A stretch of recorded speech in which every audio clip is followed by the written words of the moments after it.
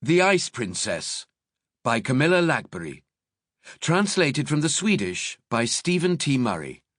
Read by Robin Bowerman. 1. The house was desolate and empty. The cold penetrated into every corner. A thin sheet of ice had formed in the bathtub.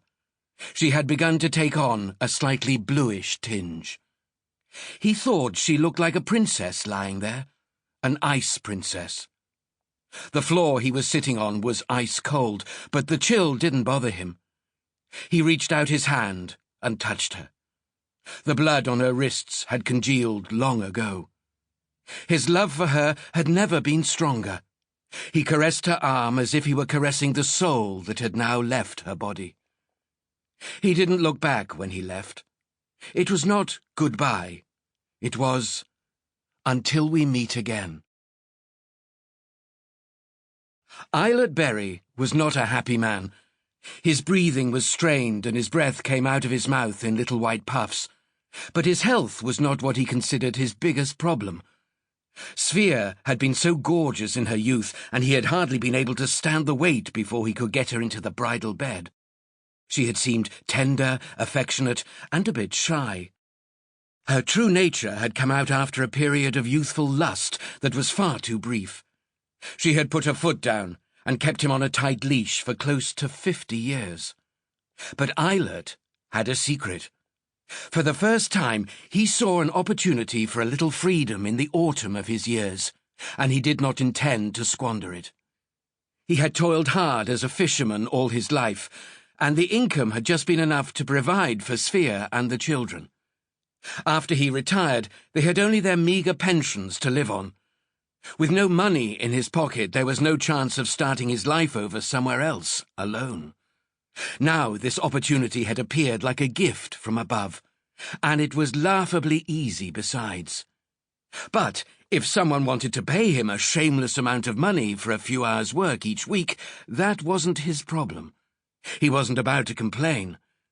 The banknotes in the wooden box behind the compost heap had piled up impressively in only a year, and soon he would have enough to be able to move to warmer climes. He stopped to catch his breath on the last steep approach to the house and massaged his arthritic hands. Spain, or maybe Greece, would thaw the chill that seemed to come from deep inside him. Eilert reckoned that he had at least 10 years left before it would be time to turn up his toes, and he intended to make the most of them. So he'd be damned if he'd spend them at home with that old bitch. His daily walk in the early morning hours had been his only time spent in peace and quiet. It also meant that he got some much-needed exercise. He always took the same route, and people who knew his habits would often come out and have a chat.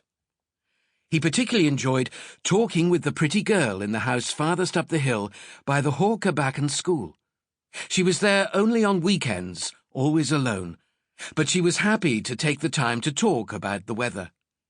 Miss Alexandra was interested in Fjällbacka in the old days as well, and this was a topic that Eilert enjoyed discussing. She was nice to look at, too. That was something he still appreciated, even though he was old now. Of course, there had been a good deal of gossip about her, but once you started listening to women's chatter, you wouldn't have much time for anything else.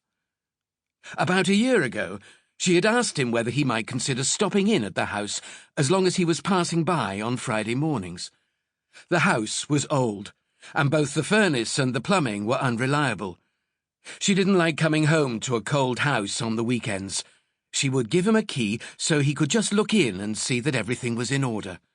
There had been a number of break-ins in the area, so he was also supposed to check for signs of tampering with the doors and windows.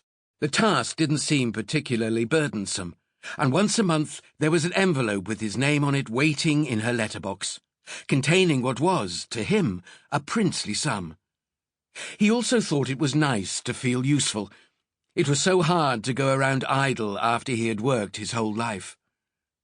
The gate hung crookedly, and it groaned when he pushed on it, swinging it in towards the garden path, which had not yet been shovelled clear of snow. He wondered whether he ought to ask one of the boys to help her with that. It was no job for a woman. Sample complete. Ready to continue?